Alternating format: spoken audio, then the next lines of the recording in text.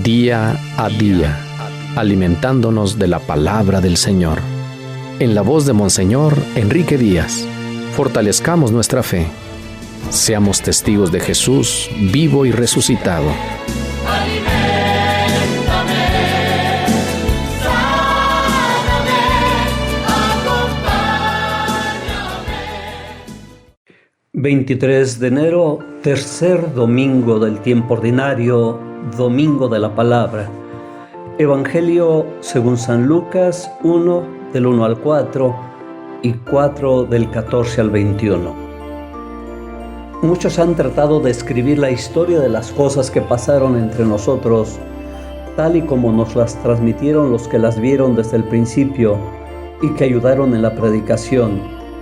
Yo también, ilustre Teófilo, después de haberme informado minuciosamente de todo, desde sus principios, pensé escribírtelo por orden para que veas la verdad de lo que se te ha enseñado. Después de que Jesús fue tentado por el demonio en el desierto, impulsado por el Espíritu volvió a Galilea. Iba enseñando en las sinagogas, todos lo alababan y su fama se extendió por toda la región. Fue también a Nazaret, donde se había criado. Entró en la sinagoga como era su costumbre hacerlo los sábados, y se levantó para hacer la lectura. Se le dio el volumen del profeta Isaías, lo desenrolló y encontró el pasaje en el que estaba escrito: El Espíritu del Señor está sobre mí, porque me ha ungido para llevar a los pobres la buena nueva, para anunciar la liberación a los cautivos y la curación a los ciegos, para dar libertad a los oprimidos y proclamar el año de gracia del Señor. Enrolló el volumen, lo devolvió al encargado y se sentó. Los ojos de todos los asistentes a la sinagoga estaban fijos en él. Entonces comenzó a hablar diciendo: Hoy mismo se ha cumplido este pasaje de la Escritura que acaban de oír. Palabra del Señor. Domingo de la Palabra, y hoy las lecturas nos recuerdan su importancia. San Lucas será nuestro compañero de viaje en este ciclo litúrgico y al iniciar su Evangelio inmediatamente nos propone su objetivo. Hay que tener seguridad y una fe firme en las verdades que hemos recibido. Por eso ha investigado y se ha informado minuciosamente de todo desde el principio. Entiende que los discípulos de su tiempo se enfrentan a nuevos retos y graves problemas. Contempla las dificultades que están viviendo al confrontar su fe con otras culturas, tanto romanas como griegas y de las regiones orientales. Y entonces siente la necesidad de presentar a Jesucristo como el verdadero y único Salvador. La salvación que proponen las culturas cercanas ni salvan a toda la persona, ni salvan a todas las personas. Se quedan en salvaciones parciales que solo toman en cuenta aspectos de la persona y ofrecen salvación a unos cuantos, provocando marginación y sufrimiento a las mayorías. Es sorprendente cómo es actual el Evangelio de Jesucristo que nos propone San Lucas. También hoy necesitamos esa salvación que sea integral y que sea universal, que salve a toda la persona y que salve a toda persona. Esto se hace más urgente cuando contemplamos las salvaciones parciales que nos propone el mundo, que van dejando una estela de desigualdades, de injusticia y marginación. Esta no es la salvación que nos ofrece Jesús. La palabra evangelio, buena nueva, que nos propone San Lucas en el inicio de la misión de Jesús, tomada desde el ambiente de los griegos clásicos, tiene un significado muy profundo. Es anuncio de una victoria y por lo tanto anuncio de un bien, de alegría, de felicidad. Así lo retoma Isaías como voz que anuncia la alegría de la presencia de Dios, como voz que hace comprender que Dios no ha olvidado a su pueblo y está muy presente en su historia. Y Dios tiene poder, Dios da alegría, abre las puertas del exilio. Después de una larga noche aparece la luz y da al pueblo la posibilidad de regresar. Renueva la historia del bien, la historia de su amor. En este contexto de la evangelización, aparecen insistentemente sobre todo tres palabras: justicia, paz y salvación, que llevan implícita la verdadera evangelización. Jesús mismo retoma las palabras de Isaías en Nazaret al hablar de este evangelio dirigido a los excluidos, a los encarcelados, a los que sufren y a los pobres. Evangelio es un anuncio explosivo y revolucionario que nos debería llevar a una completa transformación de nuestro mundo, nuestras estructuras y nuestra persona.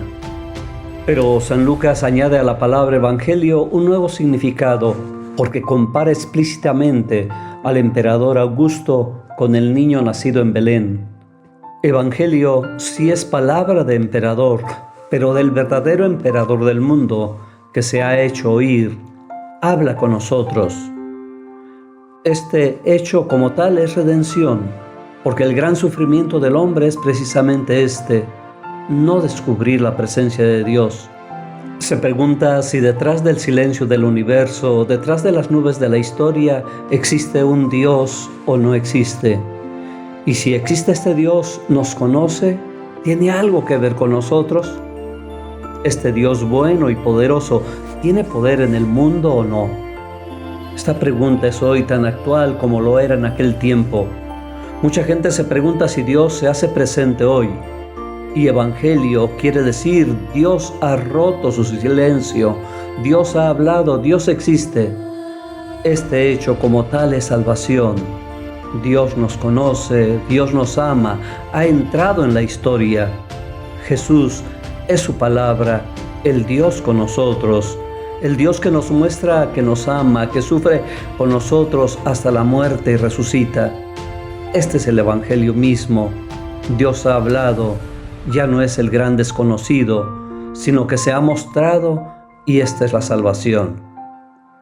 Nosotros hemos olvidado a Jesús, palabra, evangelio, y lo hemos convertido en un personaje que va cubierto del polvo de los siglos, y lo miramos quizás con admiración, pero no como un urgente grito que nos desestabiliza y nos fascina. La evangelización consistirá, en primer lugar, en dejarnos interpelar por este Jesús, que se hace actual en nuestros días, en el dolor y la miseria de los pobres, en el silencio del que sufre, en los gritos de angustia de nuestros hermanos. Creo que hemos amansado el evangelio y parece soso y desabrido. Pero esto es mentira, porque quienes somos sosos y desabridos somos nosotros, que no somos capaces de percibirlo. Contemplemos los gritos de felicidad, las lágrimas de gozo del pueblo de Israel al escuchar las palabras de la ley, y preguntémonos nuestra actitud frente a la palabra de Dios y las consecuencias de haber recibido a Jesús, palabra en nuestro corazón.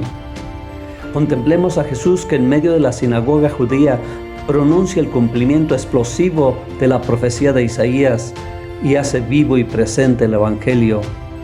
Miremos las consecuencias de la aceptación de su misión y miremos qué consecuencias hemos asumido nosotros al aceptar el evangelio.